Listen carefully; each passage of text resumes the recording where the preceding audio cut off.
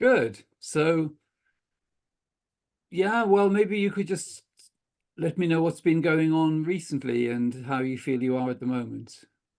Yes, I will start with recent, otherwise David will be here all night. You've been at this Into for a the while. beautiful South African sunrise. I can show you that, but we won't do that. Um, I'll just tell you how I got to you. Hmm. Um, I read The Power of Now, Mm. and that was quite profound. And I've been doing this meta practice in a sangha group with a teacher who's really good at interfacing psychology. She's a psychologist, and the practice of metta, loving kindness, the Buddhist Hmm. concept. Um, but uh, Eckhart Tolle came to South Africa, and I wasn't going to see him because it was the big hall format, and I know that content, Mm. but Yeah. in the end, I couldn't resist. Hmm. So I got a good discount on the tickets, and I sat 5 rows from the front, straight in front of him, Hmm. and so I went. What was interesting for me is that I could sit still for an hour and a half before, Mm. and it looked like people going to the movies, popcorn and drinks, and it was Mm. quite surreal. Mm. Anyway, and sit through it for an hour and a half still, Mm. and so that was a value to me. But I thought he's too far away. This wasn't intimate enough. I Mm. didn't even want a Q&A. These were my words. I said to myself, I need to have a conversation. Mm. And I know that I think on his first trips he flies in and he flies out. And I've watched a lot of his stuff. So Mm. I left it. I went home. That was it.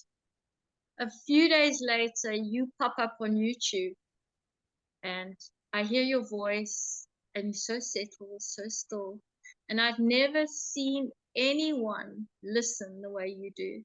You never contradict anyone. You never correct anyone. You never interrupt anyone. And you are so still and so settled. Who's this dude? Mm. You know, um, soft spoken. And something in me just said, sit, Tess. I was busy, but I listened to you. And of course, the word conversation was in the subtitle on the YouTube Mm. feed that came through. Yes. And I thought, bingo. And and so here we are having a conversation. Fantastic. That's great. So, how do you feel you are in terms of realization, Tess? How do you feel, having seen some Oh, meditations? okay. Well, it's so nice to be able to talk to someone. Um, so I listened in and I realized that it has been such a slow process for me because I've been like you on this journey since I can remember, since I Mm. was literally. Mm. And I've lived in a world of duality and contrast. That is quite something, for a lot of that, hugely. And we accept the invitation. You know what it was? It was the inversion that got me. And when I realized that it's top down and not bottom up, Yes. everything just clicked for me. It absolutely clicked. And then I realized books that had taken me away from it, books that had taken me towards it, teachers. Um, but I kept coming back to me. I kept coming back to me. Mm. Um, and just more and more became less inclined to be looking outside of myself, you know, Good. being very discerning about what I read, what I listened to, what I watched, who I was with, what I was doing, what I wasn't doing. Um, and I've had lots of spiritual experiences in my life that I haven't looked for, but they've been Mm. there. Yes. Um, because I've always been an active seeker. Mm. And I was always just saying I'm a seeker after truth. And I can remember as a little girl looking at myself in the mirror, looking into my eyes, thinking, where are you? Mm. You know, where are you? I know you're in there somewhere, but where are you? Like, anyway, so I'm getting a little sidetracked. So what happened was,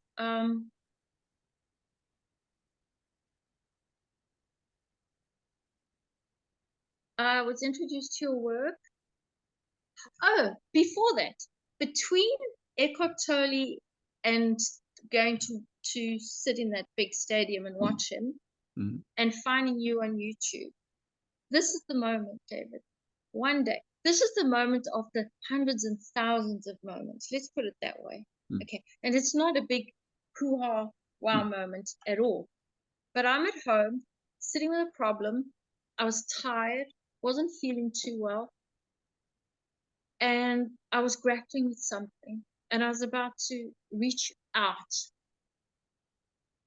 move out, go out the door, reach up, reach out, reach for the phone, reach for a book, reach out. And I said to myself, Tess, no, it's all inside of you. So right there and then, I just sat on the floor. I just simply sat on the floor. I said, just breathe. I sat there and I breathed. I can't tell you what it was about. I can't tell you that I had a profound experience. But when I got up, I said to myself, Tess, it's the only place you need to look is within. And then I found a conversation with you in the YouTube thingy that I watched. And here we are. Is that enough? Wonderful. Well, yes, it is, because yeah, well, you've been guided very effectively. And do you feel that you're clear on the distinction between impersonal being and the personal mode of experience? Yes. Fantastic. I can feel the difference. Well, I can feel those bottom three koshas, right? Yes. When we get to the body of wisdom, I can also feel that. Yes. But if I just sit here and close my eyes in just awareness, David, even if I'm in sangha, and I'm not a big meditator, but I do love to sit still. Yes. And I don't have a life that's very still either. But when I can just sit there, I feel the oneness. I feel I can't say I feel it. I don't feel it. You are it. That's it. That's it. I don't feel it. And I think it had been this simple all along, you know. But it's been so hidden in plain sight and hidden in complex, you know. Autobiography of a Yogi has had a big influence on my life, and I love Paramhansa Yogananda. There's so much mind-blowing stuff going on in that book, though, that I got lost in all of that. Yes. You know, people who could build castles in the sky, and I'm thinking, oh, what's wrong with me?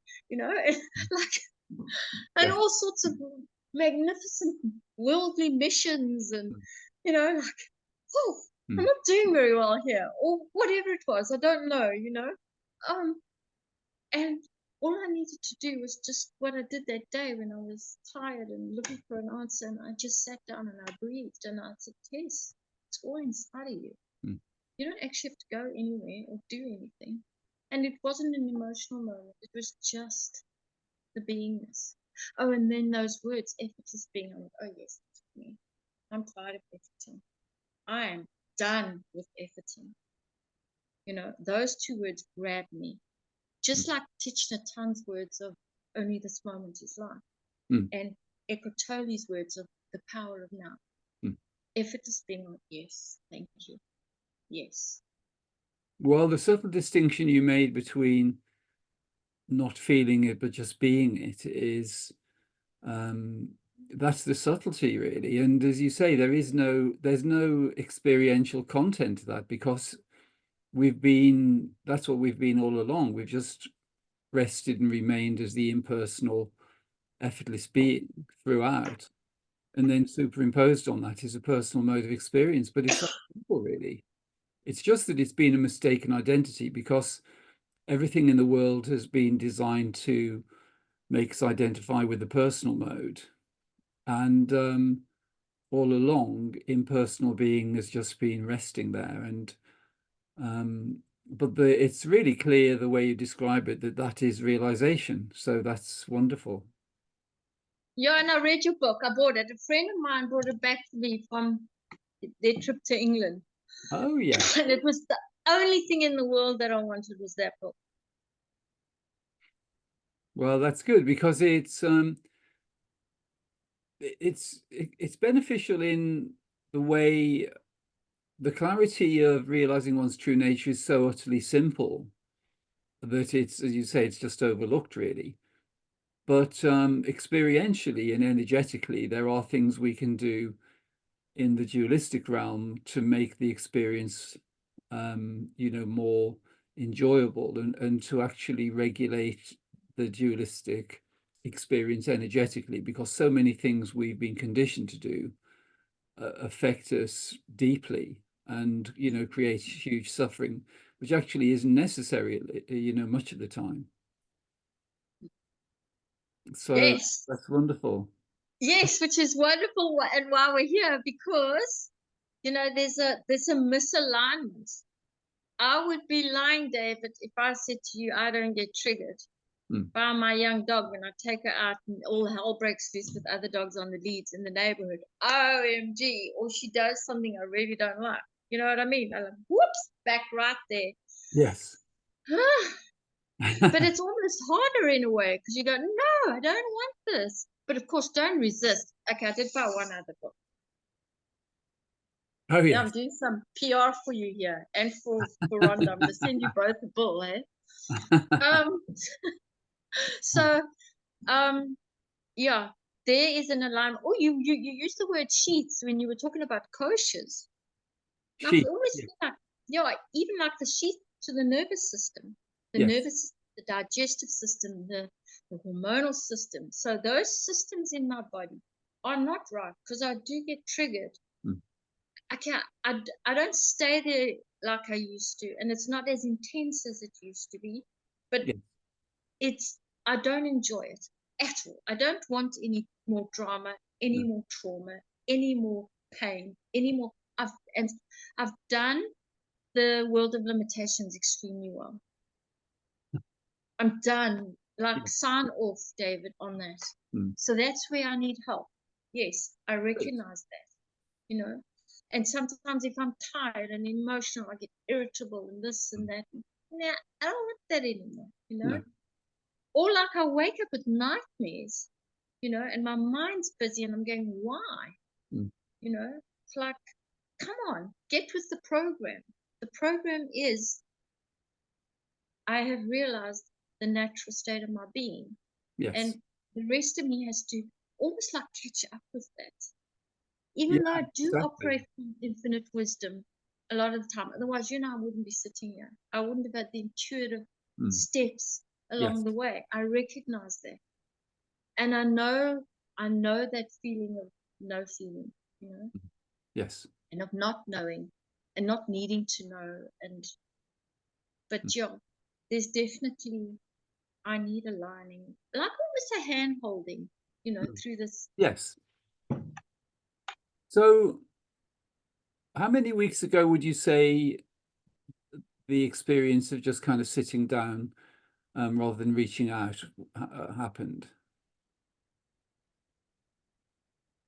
Oh, I'm not good with timelines, but No, it doesn't matter too much, really, but just a few weeks, a few 3 weeks. weeks maybe. Great.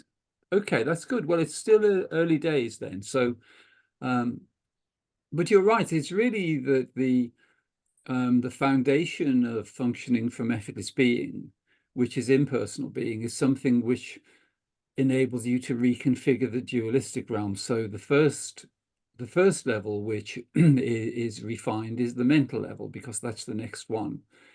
And so the energy is naturally withdrawn from the mental realm as we rest as effortless being, because we've been conditioned to be activating the mental realm, and that's energetically quite exhausting. But just the very fact that there's conscious access to effortless being, the mind is looking to have a rest as well, so it'll kind of follow in line, really, and it'll begin to become quieter naturally without without any practice, really. It is, as you say, rather than formal meditation, just taking opportunities actually with eyes open and eyes closed, just to rest as effortless being. So walking with your dog, for instance, is a really nice opportunity, as long as there aren't any lots of other dogs around.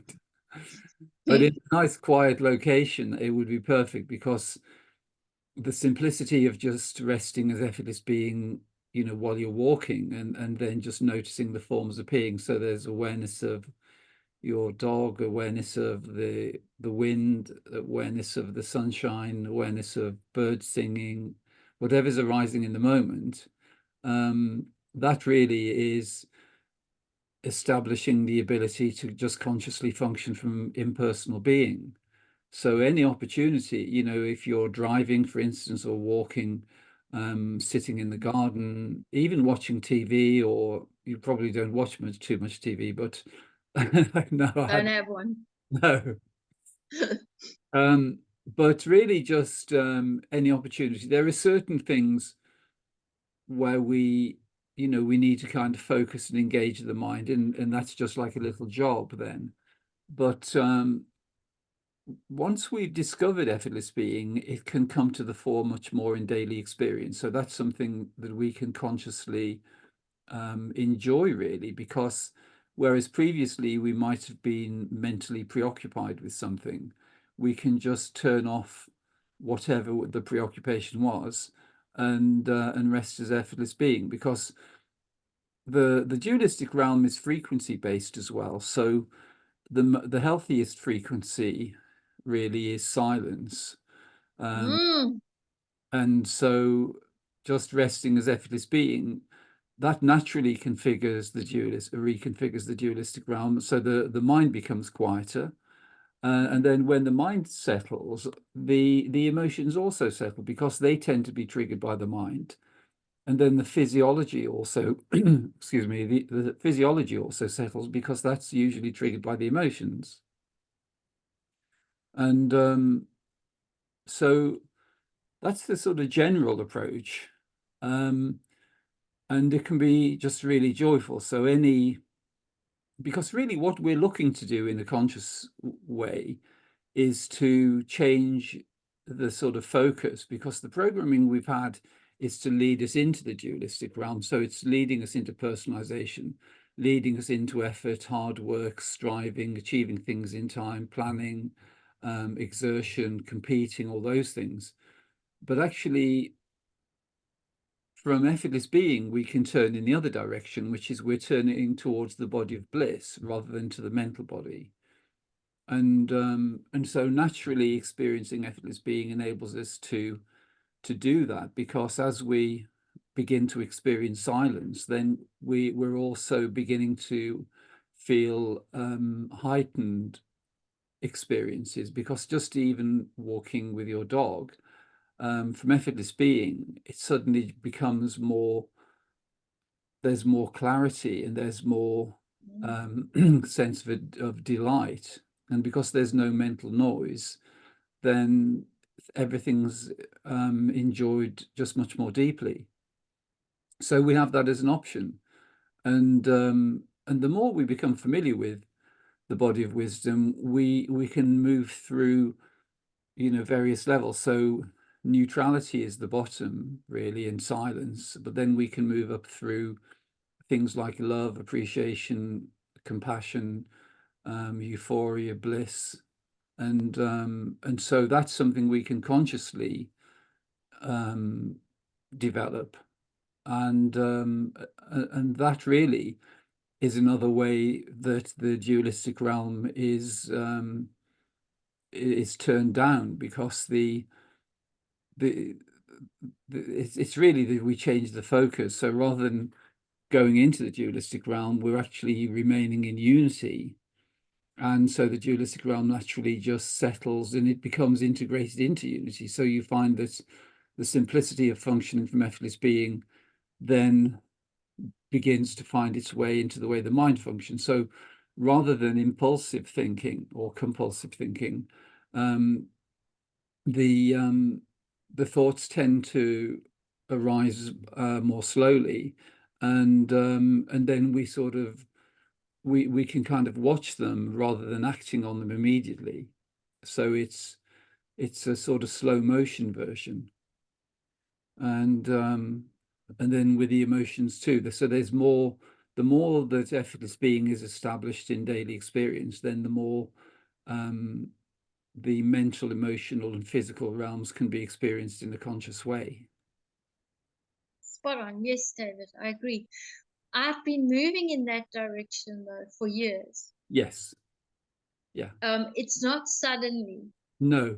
Everything that you've spoken about, I have been doing to a Yes. greater or lesser extent for years now. My Yes. life is much simpler, quieter, Yes. Fantastic. more discerning, more on all of that. I know what wisdom is, and I even know what bliss is. Fantastic. Um,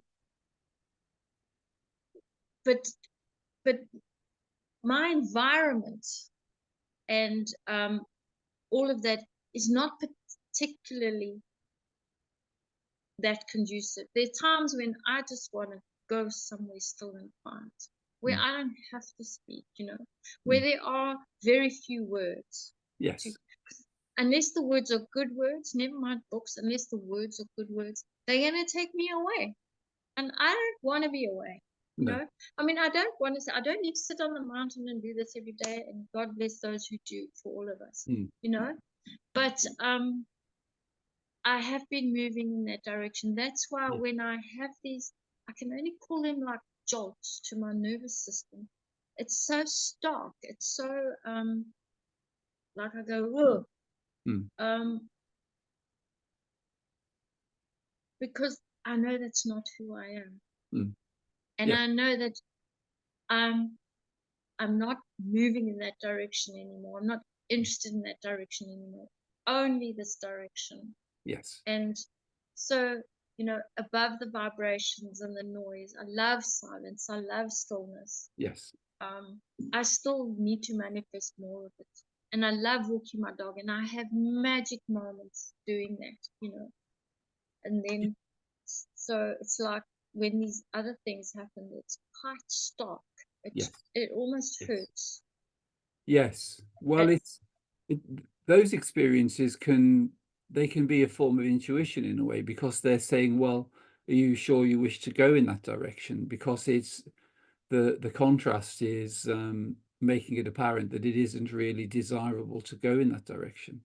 But there are certain things in the human experience where sometimes it's necessary for there to be engagement in the personal realm, for instance, yes, to do with income, or to do with just general, the general daily experience.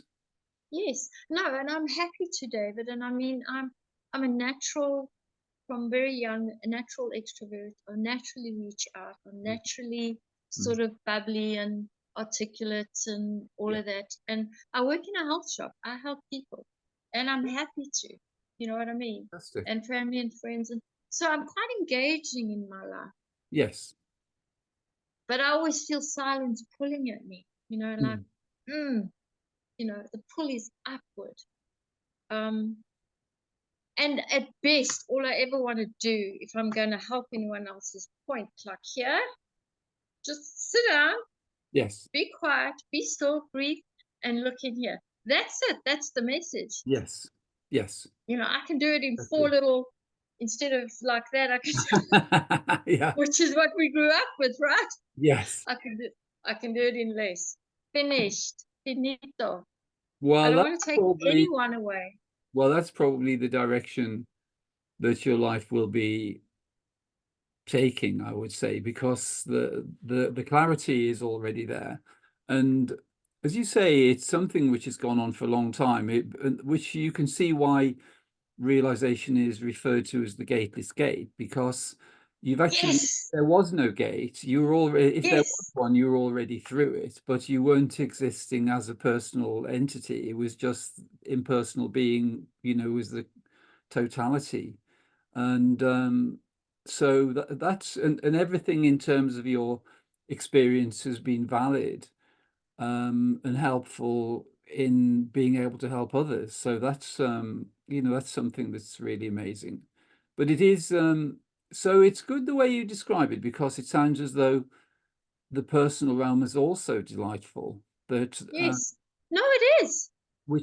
that's wonderful, really, because enjoying the silence, enjoying just resting as effortless being, being alone, remaining as impersonal being, and then while really allocating as much time as you feel you wish to spending time alone. That is really totally delightful. But then well, the way you're describing it is the perfect way, which is the personal mode is also delightful, and just really experiencing the human realm in a light way. And I think because of your personality, naturally being extrovert, that makes it easier, really, because you can interact with people very easily. You don't tend to withdraw. You tend to just be there, be available, and be light. So that, everything's perfect, actually. And the direction it's taking is exactly as it should be. But it's likely, especially in the work you do, you're likely to meet people. There'll be people who will be directed to you, and you'll All know the time, it's happening all the David. time. That's I can fantastic. see them coming. Can you? That's fantastic. Yeah, yeah, yeah, yeah. And I go, here we go. Yeah, Here's another one. Yeah, yeah. well, that's amazing. And do you feel do you feel it seems, well, just speaking with you for a few moments, that there doesn't seem to be much emotional residue. As you say, there can be triggering a little bit, but that isn't anything of any importance, really, because it's David, just a little. David, that's such a good question. I have worked so hard Mm, my whole life. I don't know anyone else who's yes. worked as hard as I have Mm, to get rid of all that fuck, yes. as we say in Wonderful. South Africa. I Yes. promise you. Yeah. And of recently, as far as traumas and dramas and stuff, Mm, and even as far as beliefs and belief systems and this, that, the leaves. Oh, I love that quote, and I got it from Rhonda's book. Be the tree, let the dead leaves fall. It like just mm, zapped me. I thought, yes, yes. this tree has been dropping leaves for so long now, but recently I feel like that a beautiful fresh breeze, and autumn's my Fantastic. favorite season, it's strange, has Yes. just swept through me, and a whole lot of leaves just went pew, gone. Now I'm looking for leaves. You know what I mean? Want them Yeah. to drop. So no, I don't know. I don't think that that was efforting. That I did through efforting. Yes. And you know what? Grace, David. I've always had grace in my life. I've Mm, always had love in my life. mm, I know love. I know bliss. I know wisdom. I know all the realms, all the koshas. mm, You know. Um, but yeah, just protection. And I had a very strong dad, and we were very close. mm, And so he was my teacher for the first half of my life. mm. And then after that, it's been like really me, you know, and I have a good Yes. teacher at Sangha. And I love Sangha. I love silence and I love Sangha and I love home and I love my life and I love it all. Oh, I still feel the upward pull though, you know. So, well, since realization, do you see that um, the idea of personal content? So, in a way, you've kind of, uh, Not important. pardon? Not important. No, that's The fantastic. personal content. Yeah, that's great. And but it's just that the way consciousness is revealing itself to itself for many years, it was making it appear as though things like various forms of practice and releasing and welcoming and all of those things were important. But actually, those practices are really reinforcing the personal mode, because it's, rather than remaining as the pristine, infinite, timeless being in this very moment, it's the idea that there is this content which we need to release or welcome, but it's the idea that we own it personally. But it becomes really liberating when you realize that that is part of the play, to make it seem as though there's something interesting happening. and practices needed. But actually the simplicity is that it's really only a moment-to-moment invitation, and that we can, in any moment, we can either just rest as effortless, impersonal, timeless being, or we can adopt or accept an invitation into some kind of personal mode of experience, or identification with some sort of emotional or mental content, and feel that we need to do something with it, like release it. But actually, when we just see that we've never left our infinite pristine nature, then there actually is no content. It's just like a little play, really.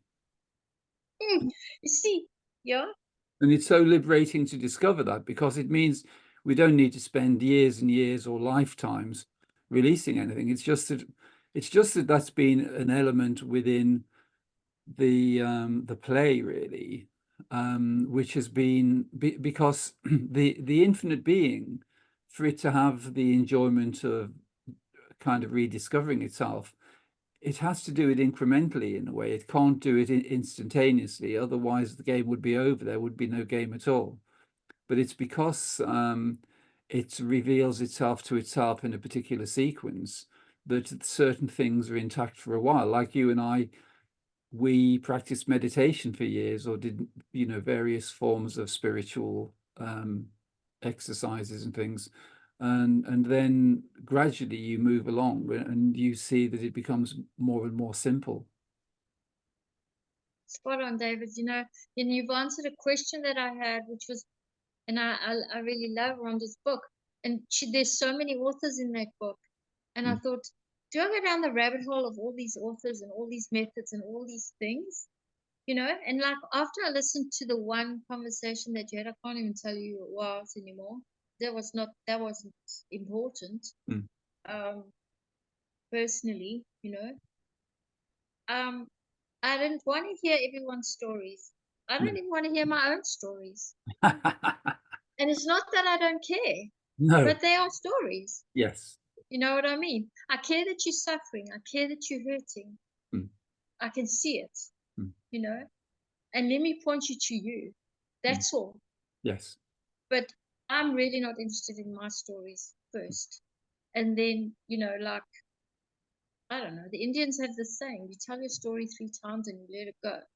And Yeah, I that's told really my good. story 100,003 times. And Yes, and been you've let there, it go. done that, Yeah, done that. wonderful. Well, the really magical thing is that when we withdraw the investment from the personal realm, then the energy becomes available in terms of being in service to our infinite nature. And that's when it Yes, can become really magical, because yes. infinite intelligence, which is a combination of infinite love also, will guide us in a way that we could never conceive of with the mind. And that's when it just becomes the most amazing, effortless adventure, really. That's what I want now. I want that amazing, loving, effortless adventure. Wherever it takes me, whatever I do. If I Yes. go nowhere, David, it's fine. If I go everywhere, that's also fine.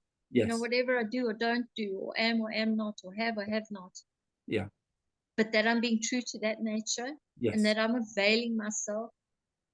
I don't want to call Exactly. it channeling. It's like, what do you call it? Like a funnel, like just Yes. that kind of thing. I mean, that possibility excites me no end. Yes. Well, that's But I your have intuition. no idea. The excitement is your intuition, actually, because Oh, um, the anything coming from the dualistic realm is accompanied with a feeling of contraction, but anything coming from one's true nature has a feeling of expansion. So if mm, there's excitement, it's coming from your infinite nature. And it's really simple, just as you said there. You've already availed yourself to the infinite being, and then that's really when it becomes interesting. But it happens in a way which is opposite to the way the world tells us, because it all comes to you effortlessly. It's with no trying, and you're already in a situation where, in terms of the clarity available, everything is already there that's required. And then there's also the potential for people to you know, to just turn up and then for you to be able to have a conversation with them, and just seeing how that goes, really, because you'll just be guided. It may be it may be that it happens in a really simple way. It may be that the infinite being has it, you know, for you to speak to people in South Africa, you know, that's really where your focus will be. Or it could open up in other ways. It could open up so that you're speaking to people everywhere. But it really the key thing is in seeing that everything is already complete, because and for you that's actually quite easy because you can sense that. For some people there Yes. can be some doubt, but there doesn't seem to be any doubt with you. It's just knowing, No. and because it's a very short period of time since realization, and everything's just well, actually very quickly um, configuring it in a way where you're going to be um, you know, you'll be starting out in alignment with your infinite nature, and you know that's already taking place. Yeah, mine happened quickly, but David, long time coming. Yes, yeah, You know, but a perfectly timed lifetime, David, also. of Yes, focus, hey? well, my feeling is that the the transformation taking place now is that self-realization is becoming increasingly easy.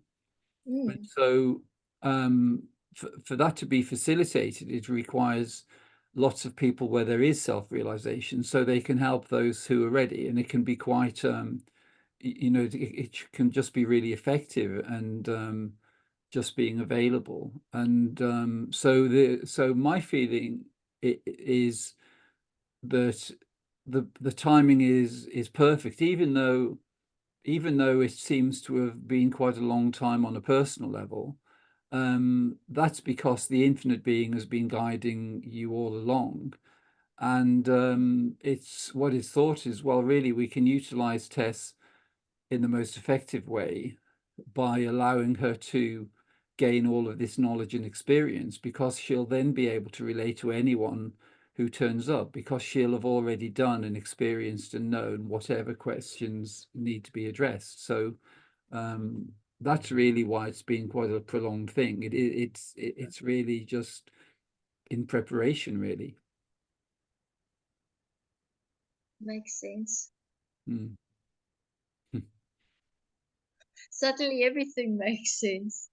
Where for a long time it was so confusing, David, you know, Mm. just wandering around in that realm, knowing, Yes, that no, this is not it. yes. And so many confusing messages, and Mm. you know, everyone else is just smarter than me, and wisdom was saying, no, no, no, no, no, The inner um, guide is there, isn't it, all along?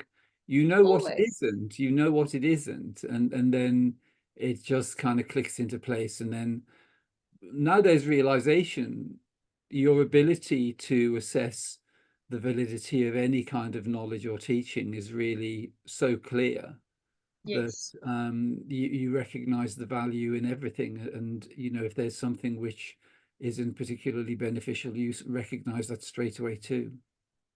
yes, yes, and that David, that isn't loving and caring and in South Africa we have an enormous opportunity. Mm, There's huge stark contrasts of mm, duality in this country, and and it's not something I want to focus on, but if you want um, to experience need and suffering, it's a good place to come. yes. You know, there's plenty of opportunity here. Mm, Um, it's yeah, we live in a very dualistic world yes. mostly here, so and we're all exposed to it, some more than others. Yes. So even in my own family, I don't need to look too far, but Mm. we don't need to look. You just take a few steps outside your door and Yes, and you're it's that, in isn't it? Yeah, I have you're a you're friend. in the thick of it here.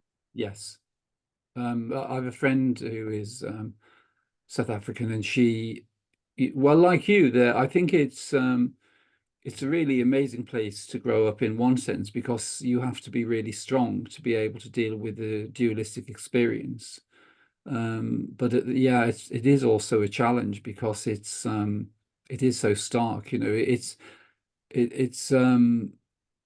in a way, for there to be self-realization in South Africa, it's a greater achievement in many ways than achieving it maybe in one of the European countries, because the contrast isn't available. Everything sort of packaged in a way where people don't see the stark nature of the dualistic realm, but it's directly available in South Africa. Yeah, yeah, yeah. And so I wouldn't want to operate from any place but effortless being, Mm. because it's otherwise so exhausting and it doesn't work. Yes, You know what I mean? Been yes, there, done that. yes, But I have experienced all the realms throughout my life, yes, David. yes. And even in my own home Mm, growing up, mm. well, it was there was plenty of love, but it was no picnic. So um, I'm well trained from a very early age. Mm. But but I had so much fun along the way as well. That's the thing. I was a joyous, happy little kid. Well, it's amazing that it hasn't impacted on you. Even now, you're still like a happy little kid, really. There isn't, you haven't, the intensity of the dualistic experience hasn't really rocked your boat, has it? You're still bobbing along. Although I felt like I've been in those storms, David, in the eye Mm. of them. I have. Yes, It's been scary. I've run the gamut of emotions. I really, really have. And mentally, I've I've been too close to the edge a yes, couple of times yes. and had to face it and look at it. And But but you're all not that has made carrying me it. stronger. Yes, Hey? there's no residue of that now somehow. It's No, no, no, I'm not carrying it. And the last mental issue that I had, I was in sangha and I was with my teacher and our group. And when this thing happened and I went to her, she deconstructed it, demystified it, and we figured it out in a moment. mm, And although it took me about 3 weeks after that to heal from that, mm, I can now recognize if my mind's going somewhere that I don't want it to go, and I can stop it right there. mm, And I almost have forgotten that experience now. And it wasn't that long ago, David. So, um, and also historically, my mother really struggled. So I saw that and I was really afraid of it. And then when I had to face it in myself, that mental, mm, um, I just called it like crack. mm. And I'm so glad it happened because and it happened in a safe space that we Mm. could all I wanted to do was deal with it head on, Yes. and that's exactly what we did, and we fixed it. And I thought, oh, okay, well, and now I know this word construct. I know what it means, David. The physical constructs, I can see them, the emotional Yeah. constructs, the mental I can see it. I can see when Shakespeare said, and only there's some phrases that I love. One of them is all the world's a stage. Mm. When I read that song, I thought, you know what, that's true. Now I see the stage clearly, Yes. and my role in it, and come in and out, and all that. I was less convinced about the emotions because my own and others, the feel of pain and suffering and loss and grief and sorrow. There are times when, for me, I've drunk deeply from the cup of sorrow. So I love this path of metta because I will never David, I will never dismiss people's feelings and suffering and all of those things that we experience in this realm. And you can't just say, well, it's not real. That's very unhelpful. It's also Yes. very not very kind. Yes. And in this 3D, we do experience it Yeah, the in implications are, in that realm. yes, We do. There is Yes. matter, and there is mind, and there is frequency and vibration and sound and everything. In that realm, we experience it. Yes. So dare I or anyone else say that we don't, because that is not helpful. So I No, think it that isn't. kind of background as well makes me very aware and humble, David, to say, yeah, you know, look inside and being gentle and kind. And I love the practice of metta, loving kindness and first yourself. I haven't always been kind. It really has been a bit of a rocky road. Mm. But I'm still that bouncy little kid. Mm. Still me. Mm. You know? You know why, David? Because it was a long time before I felt like I'd left the union, the unified field. Mm. Mm.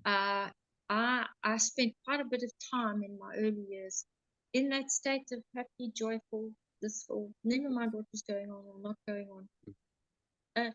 More so, that's why I didn't really fit in so well, you know. And this thing of comparing and what do you call it? Comparing and then preferring and then Conflict. competing, conflicting. I Yes. mean, that jinx. Okay, now I know how it happened. Mm. It took me a long time to get into that.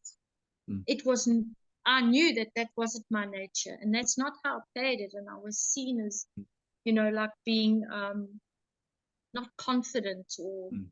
meantime, I was just gentle, and I was, Mm. you know, like, let's share, let's hold hands, let's make circles, you know, like little Mm. kids do. But Mm. I wanted to do that a lot later as well, still, you Mm. know. Mm. It wasn't easy for me in this No. realm at all. It was Well, looking horrible. at the looking at the sequence really, in the way we engage with the dualistic realm, it is exactly as you described, that sequence of comparison, preference, and then conflict. No, that was your words. And they Yes. just went ding. Yes, thank you, David. Yeah. And also the sense of personalization. So identification with individuality also needs to be present for there to be suffering ultimately. As you say, you can't, if there's deep identification with the personal realm, there's no benefit in saying, oh, it's just a little illusion or something, Inclusion. because Yeah. the intensity is there. But with the structures, you can deconstruct them, because when we see the way that sequence presents itself to us, we can withdraw investment in those structures, so we can return primarily to functioning from effortless impersonal being rather than engaging the personal mode. And when we do that, we see that the personal mode is necessary to be engaged before we can take delivery of any of the personal content which results in suffering. So if we if we if we see actually that everyone rests as the infinite being, everyone and everything rests as the infinite being, so no one really became the human being or the animal or the plant or the tree or the universe. Everything remains as the infinite being, and then the rest is the play. It's the way Shakespeare described it, the world's a stage. And it's just that the actor is the infinite being, and then the character is like a little, well, it's a sort of phantom which is created, as it is in a Shakespearean play. There is really no character there.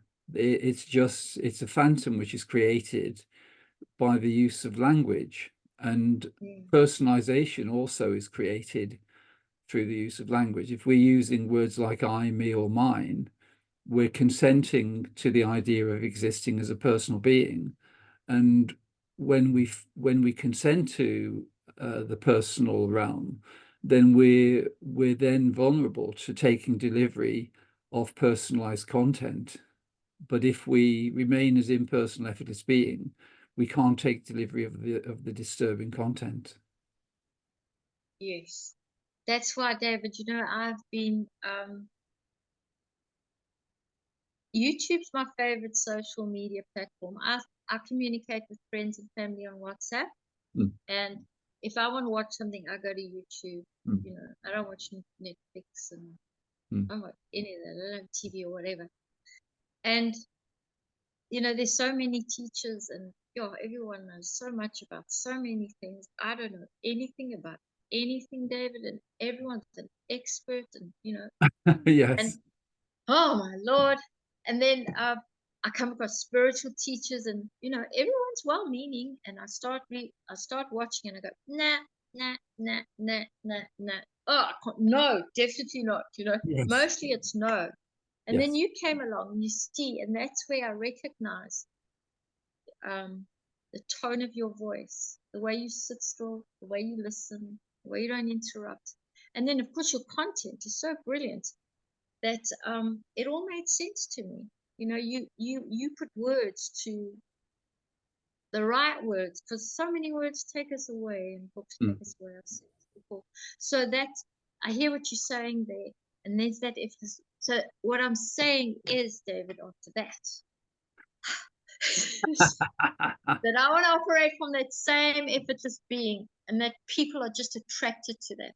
I'm not selling anything to anyone except vitamins in the Yes. health store. Yeah, that's yeah, you can carry on selling And those. organic food and that kind of thing. I'm not selling anything, David. No. And I'm not going out there. That's perfect. Yeah, exactly. You know what I mean? And like, you came to me. I mean, you came to me through the tube, but you know. But that's how it works, isn't it? It was effortless being Yes. which Yes. delivered the recognition, and yeah, everyone has their own experience really, but it's definitely based on resonance, and Yes.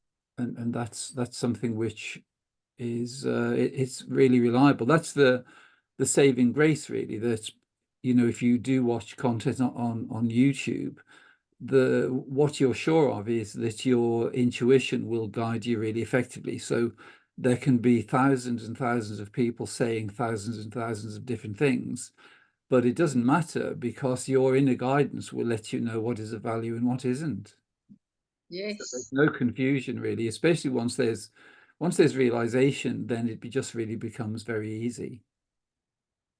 Yes, and next to effortless being, my next two favorite words are crystal clear.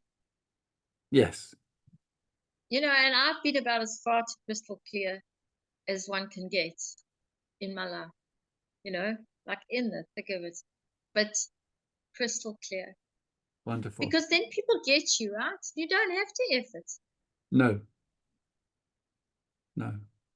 No, that's well, you must have just had quite a bit of fun really, you know, in terms of contrast. Yeah. No, I did. I've had lots of fun. Yeah, agonies and the ecstasies and the heartbreaks and the this and the that, and being immersed in all of that as well, you know. Where you can't see the wood for the trees, where I couldn't, you know. But Do you feel there are any prominent invitations still running? You mentioned there are one or two little invitations, you know, if your dog is barking. oh yeah. But If I'm tired, yes, then I can feel a yes, bit down or miss or yes, irritated or yes. aggravated or yeah.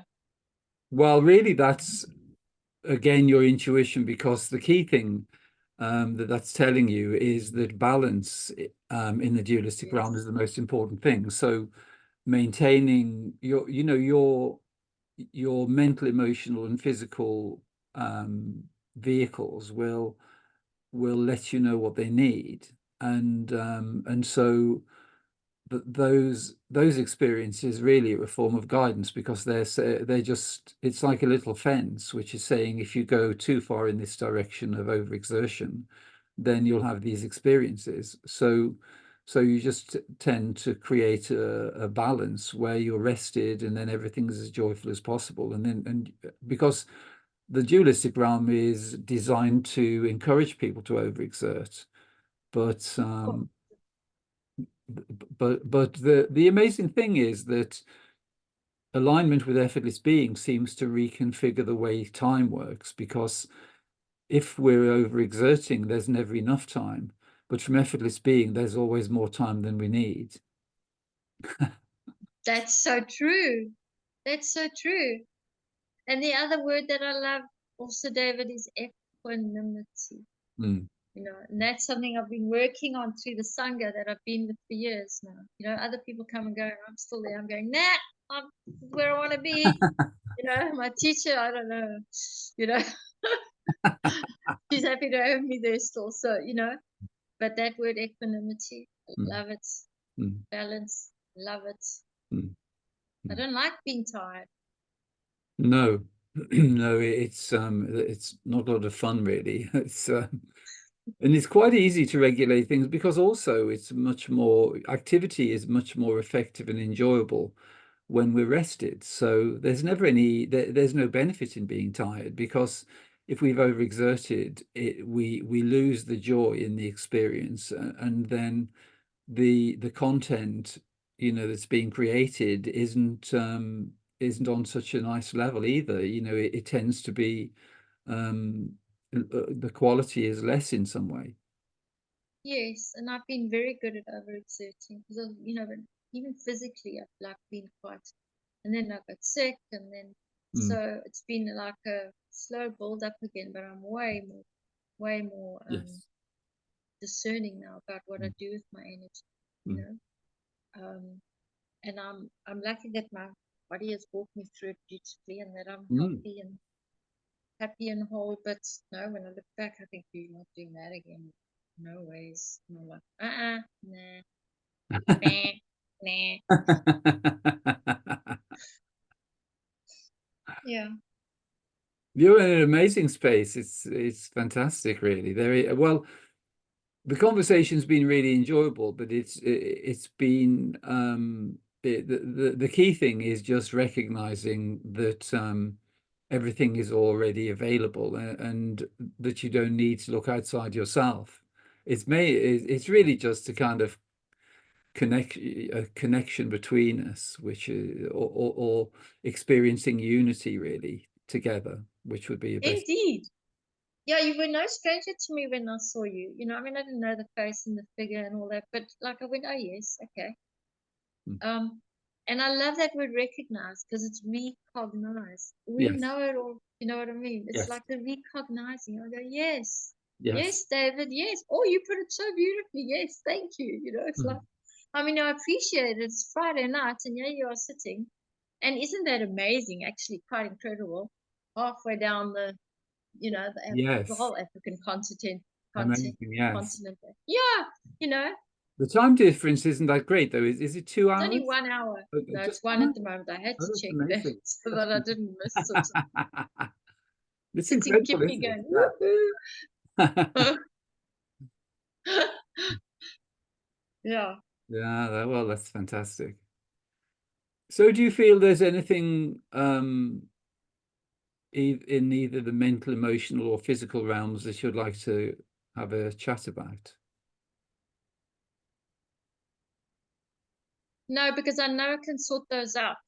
Yes. What I was wondering about you today is that could you convey any of your experience, and you call it a self-contained realm of Mm. the round of bliss, Yes. and you say it's a closed circle. Could you speak to that? See how wonderful it is to have a conversation. I can actually ask you a question. It's Sure. marvelous. Yeah. Yes, well,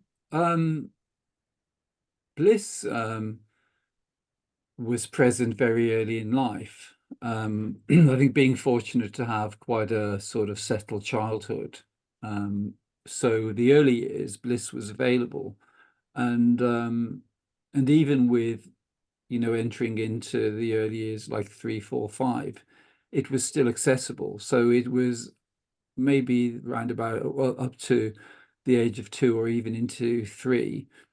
um, it was primarily bliss, but then effortless being as well. So it was just all forms arising equally and effortlessly.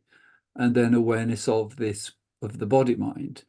But the body mind was seen as a form within the physical realm, really. So the furniture was there, the view through the window, and then the body mind. So the body mind, even though there was that sense of locality available, it didn't actually overshadow the sense of unity. So it was there was still recognition that everything is this infinite ocean or field of awareness and bliss. And then there's the focal point within that, but the focal point wasn't overwhelming. So it was accessible, but it was still secondary to unity consciousness. But then with I guess maybe 3, 4 to 5, it was mainly accessible after lunch. So I knew I wanted to remain there, but because the dualistic realm and personalization was increasing, then I was able to take time after lunch. And, I said to my mum, oh, I think I'm just going to have a little lie down. So I was able to access it then. And I never really discussed it, and I didn't think it was anything. I thought everybody, would be having that experience, and it was available at night as well. So that was yeah, that's how it started in the early years. So there was real clarity there, and then it came back around about the age of 11. It was during the school holidays, actually. And I think it's because effortless being is more available to everyone during holidays than it is when we're working. So it became, and it tended to be on a Sunday evening, which also is at a point where there's least effort. So Sunday evenings in the holidays around about 11, it re-emerged. And then it became accessible again when I started practicing TM, which was at the age of 23 to 24. And then it just came back, and it was something which was consciously available then. And it's remained that way since. But it is as you describe self-realization and the ability to assess the value of what a teacher is saying. With bliss, it's something, because it's totally self-contained, it's awareness knowing bliss, and it's just a fully self-contained experience with there's no reference to any content. So there's no love there's no compassion, there's no, it's just unity, but it's just this heightened awareness of bliss. But knowing bliss, it's very similar to realization, which is you can detect instantaneously whether somebody knows what it is or whether they don't know what it is. Because if you know it, then it's just really apparent, as it is with realization, like having a conversation, just like the conversation we just had, where you make the distinction between feeling and being. And because you made that distinction, it's really apparent that there is full realization, because anything which involves feeling is still content. And it's very similar with bliss, because there's no content other than bliss in bliss.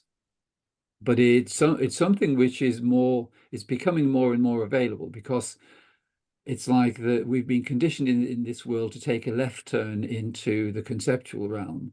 We haven't noticed that at those crossroads there's a right turn which takes us to bliss. So the more experience there is of bliss, the body of bliss is becoming available much more easily, and the more people experiencing it, it's being activated so that it becomes accessible much more easily. So that's really the potential that's coming down the line, I would say, so that because it's a morphogenetic field, the more people experiencing it, then the more available it is. Got it. David, just a question. I know we're done here. But Well, no, I have okay. as much time as you would like, so that's fine. Oh, um, okay. On the bliss side, if when I'm walking my dog and we get triggered, okay, like it's not just a little, it's quite hectic, and I Yes. go, what happens when I'm walking along and I see how beautiful the light is. Mm, Am I being triggered into bliss there? I see how beautiful the light is. I see the softness of the clouds. I see the slow movement. It's like everything starts to slow down. And I mm. don't see anything else. I just see this, and it can be so fleeting, so momentary, like this beauty. It like takes my breath away. And I go, wow. Is that the opposite of being triggered into, I don't know, what is that? That's really because each of the koshas, they're structured in a kind of frequency way. So the the primary structures within the koshas relate to the colors of the rainbow. So the bottom frequency is red, so it goes from red, orange, yellow, green, blue, indigo, violet. Ah, And so in each of the koshas, the experiences available are dependent on which of those levels we're experiencing through. So if you take say the physical body, if there's say physical exhaustion, then that takes us down into the red zone. Taking things like excess alcohol or drugs takes us into the red zone. Um, in the emotional body, entertaining the frequencies which result in energetic compromise. So things like, fear, anger, depression, those kind of things keep us down in those down in the lower zones. Um, in in the mental body, you could say that the the red zone is really the most dualistic one. So it's where there are thoughts being entertained, which are to do with the most extreme forms of duality. So things like, thoughts which trigger hatred and disunion and taking advantage of others, that kind of thing, sort of predatory and parasitic thoughts. In the body of wisdom, the lowest level available really is neutrality, because there is no duality in the body of wisdom. So there's no mental disturbance, there's no emotional disturbance. So the lowest level is neutrality, and we can consciously make neutrality the lowest level. And the more we do that, then the more it becomes established. And we may we may sort of fall below that occasionally. There can be little triggers which take us below slightly, but the main thing is not to feel guilty about that. It's just realizing that it becomes easier and easier. yes. So in the body of wisdom, we can move up through from neutrality into more expansive states. So things like intuition, feelings of inspiration, expansion, joy, lightness, unity, so that we're experiencing things like, as you say, the experience of the trees or the sky, seeing them arising within the awareness we've always been.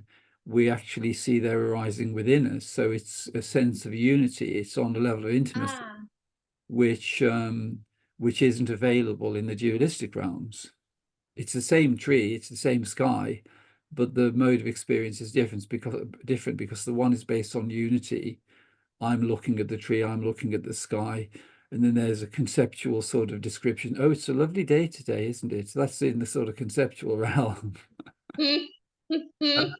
But the unity experience is available in the body of wisdom. And that's really when, firstly, it's the Okay. subtlety of effortless being. And then there's a sort of ascending sequence where we tend to have the, using your words, crystal clear awareness. And ascendancy. I love that word, yeah. Yes. And so there's a level of there's a level of sort of gratitude and appreciation, which then leads us into unity. So we see that the tree and the sky arise within the beingness and consciousness we've always been. So that's then experienced as unity. And that's taking us more. There can be the activation of love then in the body of wisdom, but it's actually universal love. It isn't personal love. So impersonal love can take us to knocking on the door of the body of bliss, but we can't enter into the body of bliss with love or compassion. So it's taking us there.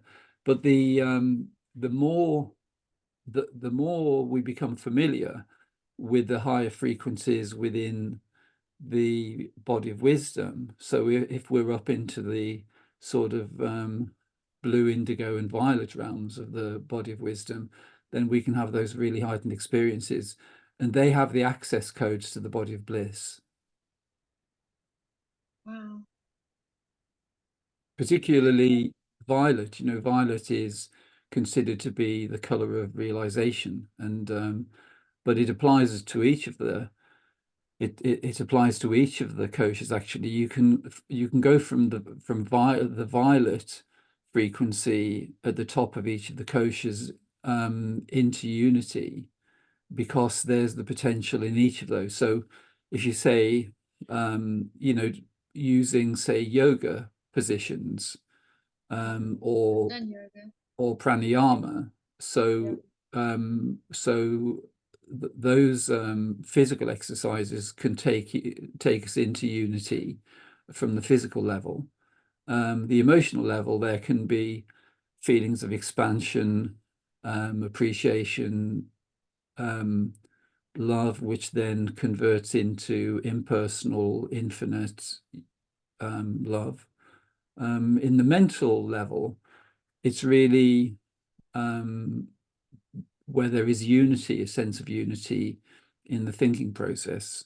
And also in the mental body, the highest level of functioning is actually unified. So telepathy is available in the highest level of the mental body, because it is just because consciousness is a unified field, we can actually have those experiences of unity and knowing what other people are, thinking and feeling. Sure. David, two things there.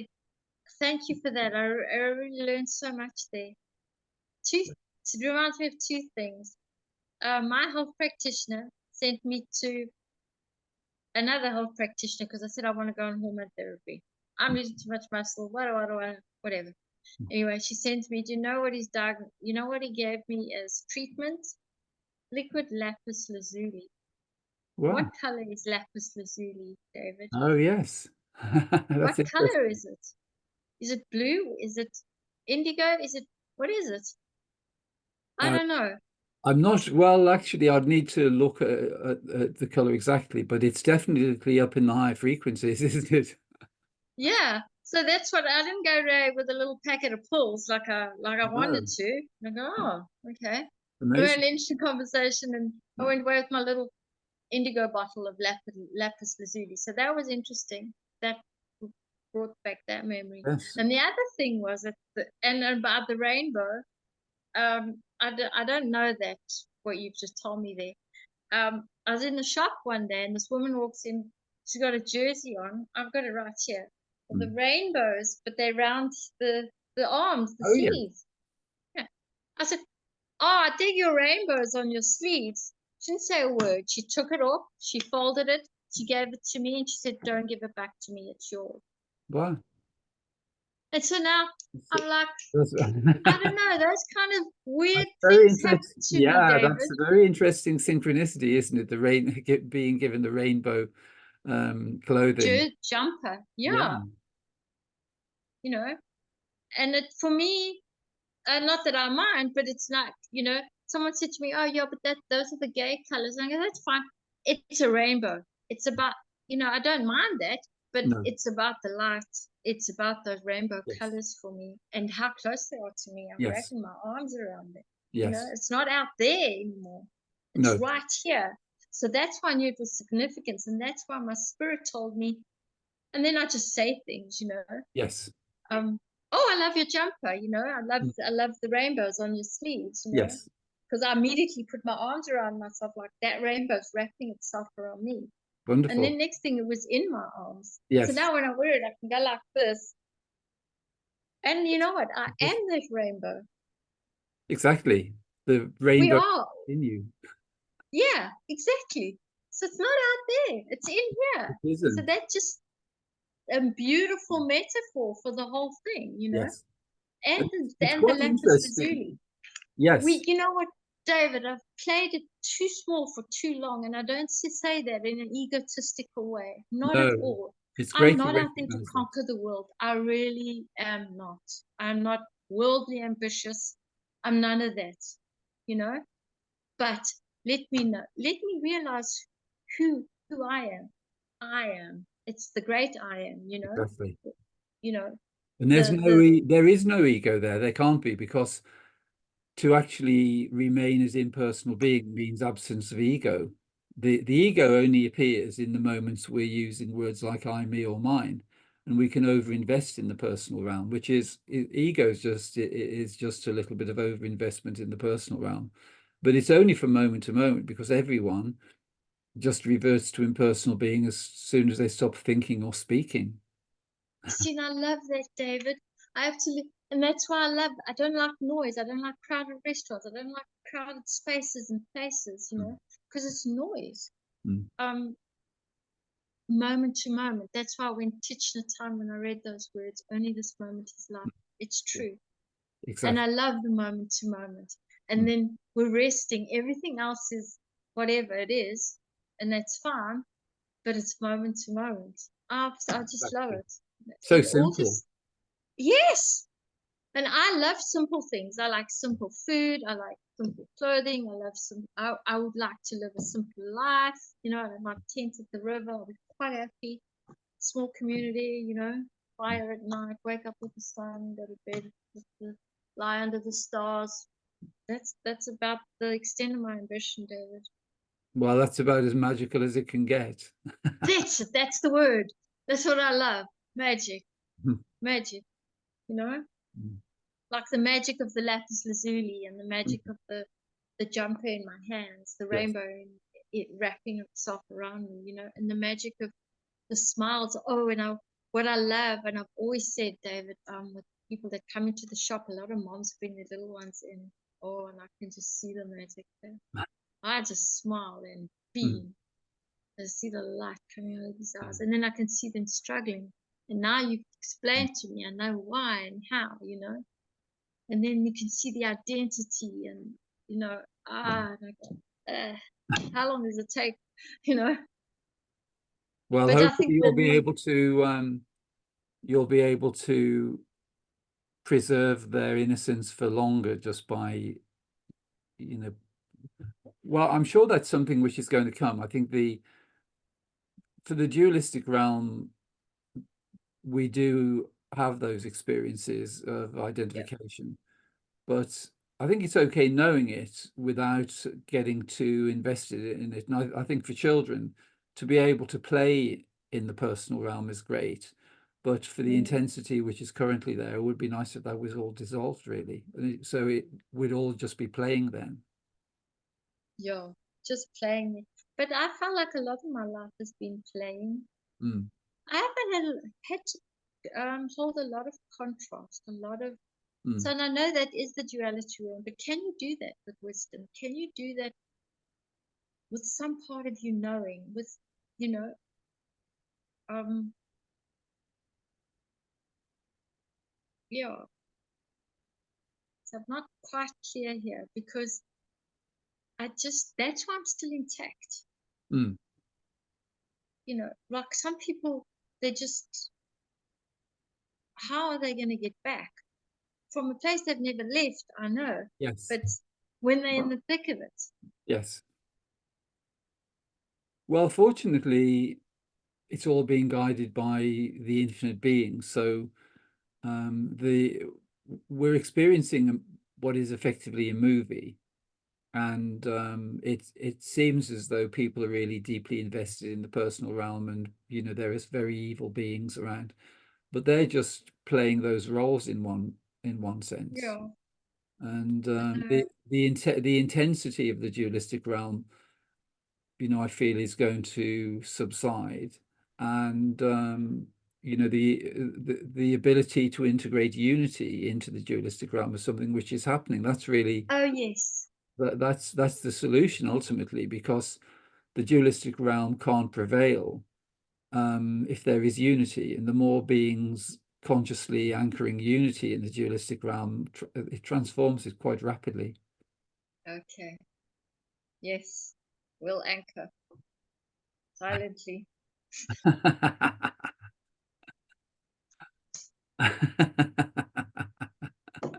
Just breathe.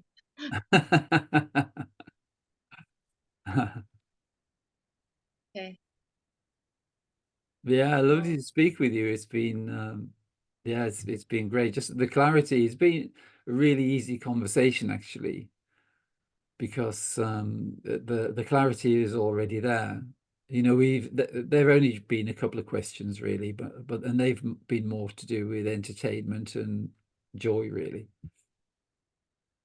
yeah.